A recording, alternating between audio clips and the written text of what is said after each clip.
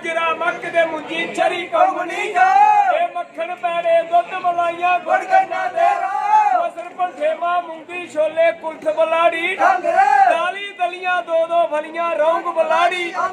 भी अदरक थोम प्याज सियाली शक्कर गंदी आलू मूली गाजर तंड गुंगलू अलदर कथ कचालू कद्दू खीरे रिंडे टिंडे तरह करेले गोभी कुल्फा मरचा भिंडी पालक मेथी तेल कपास सरिया तोरी ते घिया काड़ खड़ोली मिठी मिठी बड़ी प्यारी ए डुगर दी बोली ओ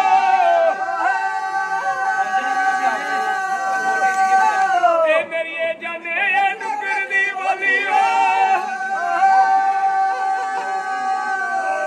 आड़ू अंब अनार आंबले अमरूद ते अंजीर आड़ू अंब अनार आंबले अमरूद ते अंजीर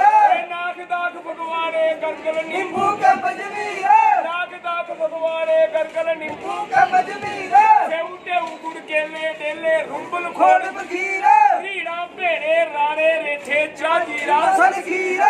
बाला धूप बनक्शा गुच्छी केसर कोठ नीर सलाजीत अजवैन पूतना कस्तूरी के बनजीर डाली दूध दियार दे इमली बुंदलू बंज कलजीर खैर खैर बड़ बोड़ फलाइयां किक्कर जंड करीर छा ठंडी फल खट्टे मिठे रसले शहर तसीर माड़ा तिरपुरू और दड़ूनी देन जंड रुच खोली ए मिठी मिठी बड़ी प्यारी ए डुगर दी बोली